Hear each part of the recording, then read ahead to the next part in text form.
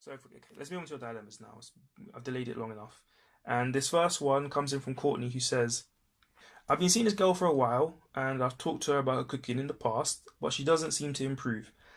Before, I could put up with it by just making us go out or cooking myself, but now she wants to have the kids, and honestly, her shit cooking makes me want to leave. What should I do? I paraphrase a little bit, but I used all of his words. Now, okay, Courtney, I do have two answers for you. My first, instinctual answer was, it's not a problem. Honestly, if you can cook, it's not a problem. You have the skills there. You can, provide for your babes the meals, innit? It doesn't matter, if she can or can't cook. If she can't cook, it's just another skill she can't do. I doubt she can, do Tokyo drift in car parks, and I doubt that she can, high slack line or whatever, or rock climb. And the other thing is that, and that's the reason I kind of want to help you, is that you kind of pointed out that there's nothing else really wrong with her. It's just, just her cooking's quite bad, so you want to leave. So I'm assuming that she's decent to you. She's a good woman. And this is a however, and a big however.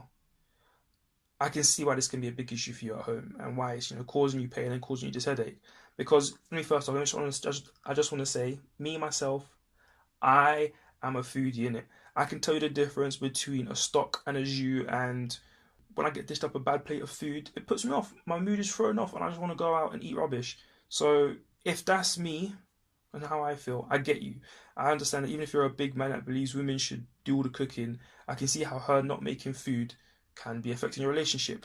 And that's a problem regardless of your own cooking skill. But again, regardless of your opinion, you mentioned children in it, and the bit about children is what spun me, because I was like, you know what, the two of you have a child together, and the child is ever in the care of its mum, of their mum, and the mum is providing bland, tasteless food. You now have a child who is more likely to be exposed to processed food, and you don't want that. If your baby mum, as it were, can cook healthy, nutritious meals for your child, and she enjoys cooking it, enjoys eating it, and your child enjoys eating it, and they might even help out with the cooking, you've drastically reduced the chance of them becoming hooked to the McDonald's. How often in your life do you really want to have the "there's rice at home" conversation? Let's be real here. Because honestly, I think Happy Meals are like crack for kids. Well, crack for kids, that's a bit harsh. I love a Happy Meal, man. I'd eat Happy Meal myself. That's how bad it is. Like, I'm still hooked, even though I'm a fully grown man. I haven't had a Happy Meal since I was like 8. So if that's the effect it has on me, and I'm still, I'm still reeling from the effects of McDonald's, who are actually going to do home delivery in a bit soon. Quite proud of them. What would it be if you were a child? So this is my advice to you then. My advice to you is, hopefully you could have seen it from a mile away. Take up cooking classes. Both of you. Don't just send her off and be like, yeah, cook me some dishes, come back with the skills in it. I want to see what you can make now. Both of you go. Both of you pick up these skills. Both of you need to learn basic. If I don't know how bad her cooking is. Can she cook beans? Can she cook toast? Or is it more of she burns pasta? It's like, well, you got the basics right, but the pasta, you burning the pasta. Come on, I don't know where her skills is. So, can she gut a chicken? Can you gut a chicken? Can you fillet a fish? Can you take the bones out? These are very basic skills that are going to help you both, as well as your child, your future family. So take up cooking classes. There are an abundance of cooking classes, no matter what city you're in. Even towns have 9 or 10 cooking classes that are hosted by a local chef in the area. Could be a chef who works in the pub, who does this for extra income. Ex-TV personalities, there are a lot of them. There are a lot of ex-TV food personalities who run home cooking courses. Okay, we're not asking you to sign. I'm not asking you to sign up for a professional, culinary school thing. I'm just suggesting that what you do is go and sign up for a cooking class. These classes can be couple related, or you can both sign up as individuals to the same class.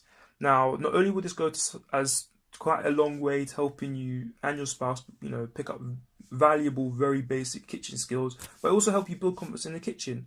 Because quite often, bad cooking is down to a lack of confidence as well as knowledge. So these courses, they run for a number of weeks. And it means that even if you get knocked up today, listening to this podcast, which I'm not necessarily going to suggest, the two of you could graduate within 6 weeks anyway from a basic cooking class. And again, basic skills. The other thing is that these things usually run weekly. So, the fee you're paying out could cover your date nights for more than a month. So, give that consideration. Say you spend £200, which is actually one of the higher end home cooking classes. Spent over 8 weeks, it's £25 per session. and at the moment, the national average, at least in, well, sorry, not national average, the average in Birmingham spent on a date night is between £20 and £80. So this £25 is well inside that. And even if you doubled up and you both went, because I'm not sure if this is an individual class, it definitely implies it's for individual, it's individual per session basis. Even if you both paid £25, it's £50 for the two of you. Again, inside that zone, and it's something that you can both do together, and it's fairly cheap. And you'll usually come home with a dish that you can then eat together again. You'll have two dishes, so that's even leftovers. So keep that in mind. Now, if your problem with a cooking is more to do with a cuisine, then this is where the waters start to get a bit muddy, because cooking a different cuisine from what you're not necessarily used to or what you like isn't necessarily someone being a bad cook. It's just not knowing how to cook what you like.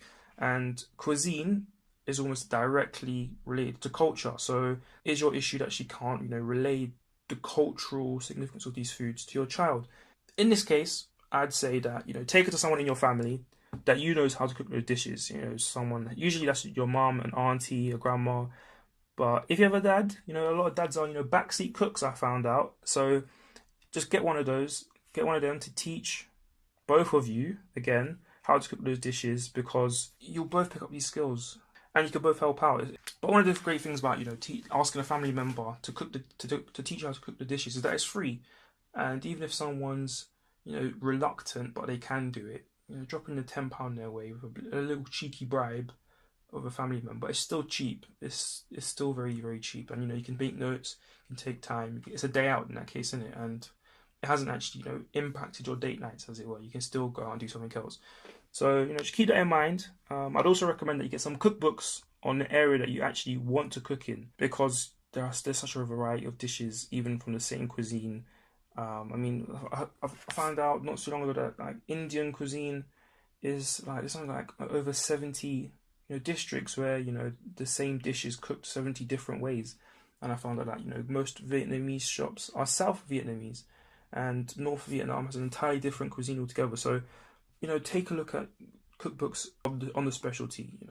Learn these dishes, learn modern interpretations done by professionals, traditional dishes, because a lot of the time what you might find is that it's the same dish presented in a new way, but with the same flavor profiles or a very similar flavor profile. So you can both again enjoy new presentation of a dish that you've always loved. So